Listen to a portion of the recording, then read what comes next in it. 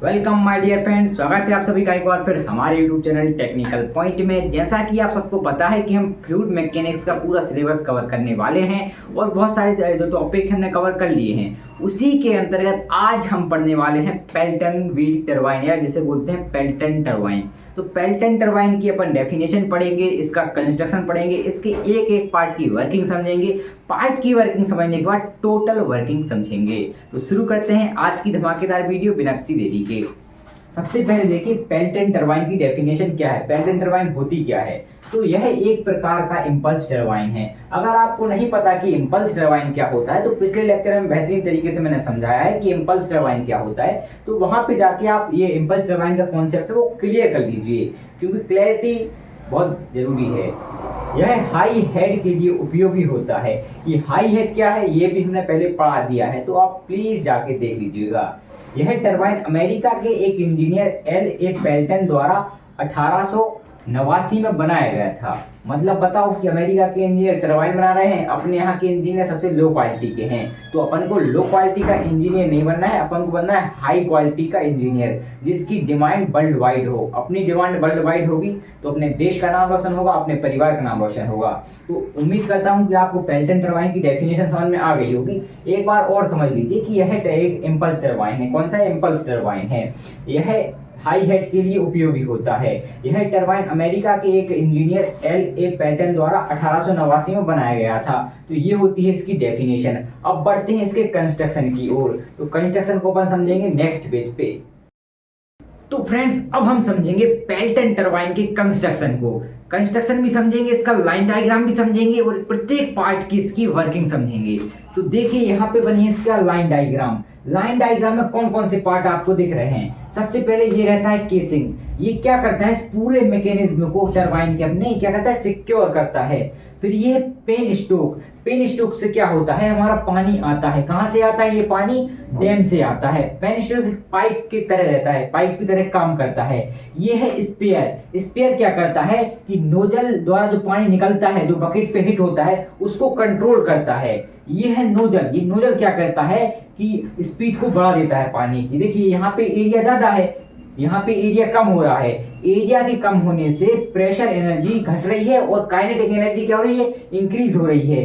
तो ये high pressure पे किससे टकराएगा? बकेट से टकराएगा पानी अपना। जब ये बकेट से टकराएगा तो बकेट क्या करेंगी, घूमने लगेंगी। बकेट के घूमने से क्या होगा, रनर भी घूमेगा।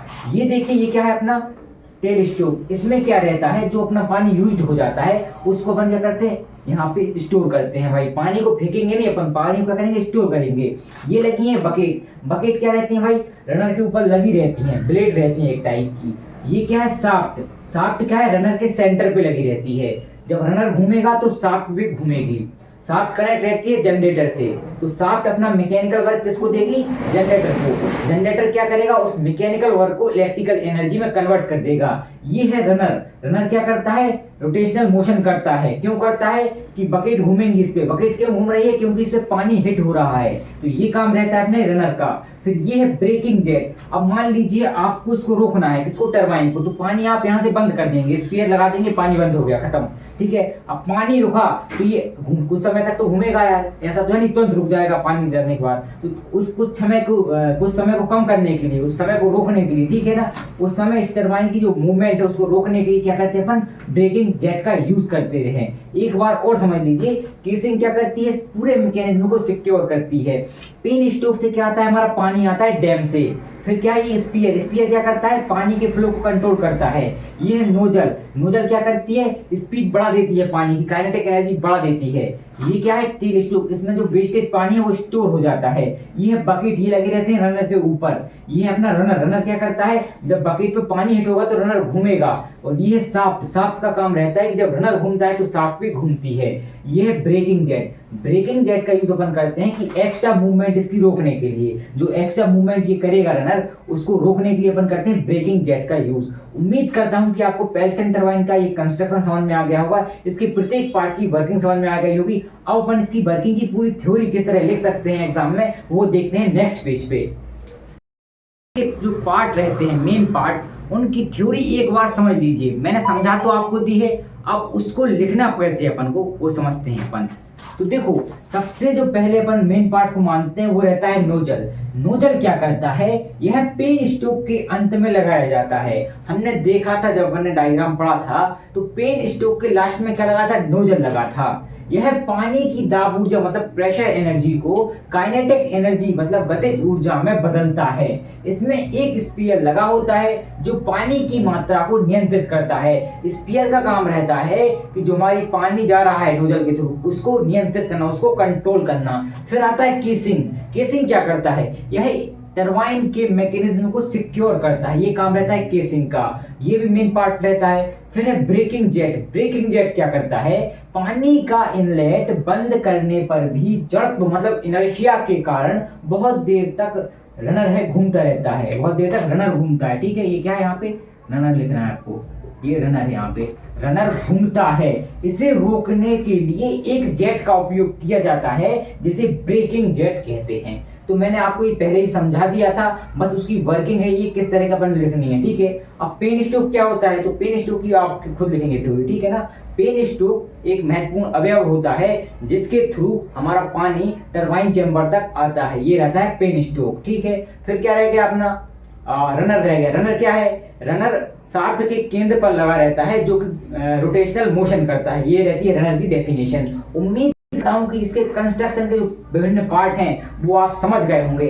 अब बढ़ते हैं टोटल वर्क कैसे करती है पेल्टन टरबाइन। ये तो कंस्ट्रक्शन हो गया, अब समझेंगे इसका टोटल वर्क नेक्स्ट पेज पे अपन। फ्रेंड्स, अब हम समझने वाले हैं कि पेल्टन टरबाइन की टोटल वर्किंग किस तरह की रहती है। मतलब क्या है टोटल वर्किंग का, मतलब कि प्रत्येक पार्ट जुड़ जुड़कर अपना योगदान देके किस प्रकार वर्क करवाता है, किस प्रकार इलेक्ट्रिकल एनर्जी हमें प्राप्त होती है। तो शुरू करते हैं बिना किसी देरी के इसकी वर्किंग की थ्योरी। तो देखिए, सर्वप्रथम पेन स्टॉक से पानी नोजल के माध्यम से अत्यधिक वेग से एक जेट के रूप में, जेट क्या है, पानी की धारा है, ठीक है, जेट के रूप में बकेट के केंद्र पर टकराता है। अब देखिए, जो डायग्राम में हमने बकेट बनाई थी वो कुछ इस तरह की रहती है, लेकिन एक्चुअल में बकेट रहती है इस तरह की, इस तरह की रहती है। जब इसके केंद्र पे जो जेट टकराएगी, ये देखिए ऐसे टकराएगी जाके, तो ये दो भागों में क्या होगी, डिवाइड हो जाएगी ऐसी। ठीक है, हो जाएगी कि नहीं हो जाएगी, तो वही यहाँ पे लिखा हुआ है। टकराने के बाद जेट दो भागों में बढ़ जाती है, एक भाग अंदर बहता हुआ एक सिरे से बाहर आता है तथा दूसरा दूसरे सिरे से बाहर आता है। जेट के बकेट के केंद्र पर टकराने से उत्पन्न मोमेंटम तथा डिफ्लेक्शन के कारण मोमेंटम में चेंज से एक स्पर्श रेखीय बल मतलब टेंजेंशियली फोर्स रनर के ऊपर लगता है, जिससे रनर क्या करता है, घूमता है। अब आप एक चीज देखिए कि यहाँ पे टकरा रहा है क्या, अपना जेट टकरा रही है इसके सेंटर पे बकेट के, तो भाई एक यहाँ से निकल रहा है और एक यहाँ से निकल रहा है, तो यहाँ पे कुछ अपन को फोर्स मिलेगा कि नहीं मिलेगा, क्या मिलेगा, यहाँ पे मोमेंटम चेंज होगा कि नहीं होगा। मान लीजिए ये रुकी हुई है, इसको क्या मिला, वेग चेंज हो रहा है, इसका वेलोसिटी चेंज हुई, तो मतलब मोमेंट चेंज हो रहा है। तो वही यहाँ पे लिखा हुआ है कि सर्वप्रथम पेन स्टोक से पानी नोजल के माध्यम से अत्यधिक वेग से एक जेट के रूप में बकेट के केंद्र पर टकराता है। देखो, पेन स्टोक से क्या आता है, हमारा वाटर जो है आता है कम, हमारी कहाँ तक, चैम्बर तक आता है, टरबाइन चैम्बर तक आता है। वहां पे लगी रहती है नोजल, पेन स्टोक के एंड में क्या लगी रहती है, नोजल।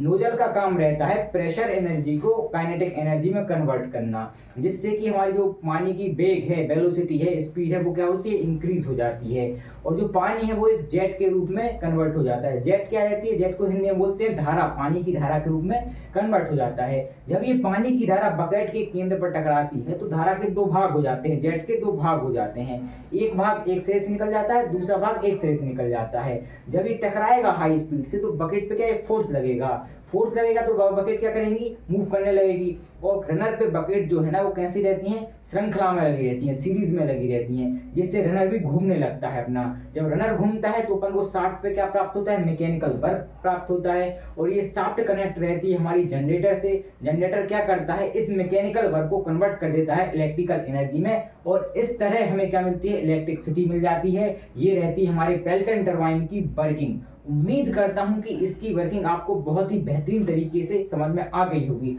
आप चाहें तो इसका स्क्रीनशॉट भी ले सकते हैं। अगर आपको लिखते नहीं बनेगी, ये याद नहीं होगी, तो आप क्या कीजिए, जब मैंने समझाया था पेल्टन टरबाइन की वर्किंग, तो वो जो समझा रहा था मैं, वो आप लिख सकते हैं। वो भी एकदम बेहतरीन तरीके से थी। उम्मीद करता हूं कि सब कुछ आज का जो वीडियो है आपको समझ में आ गया होगा। तो आज के लिए इतना ही, मिलते हैं अगले वीडियो में अगले लेक्चर के साथ, नए टॉपिक के साथ। तब तक के लिए धन्यवाद। Thanks for watching.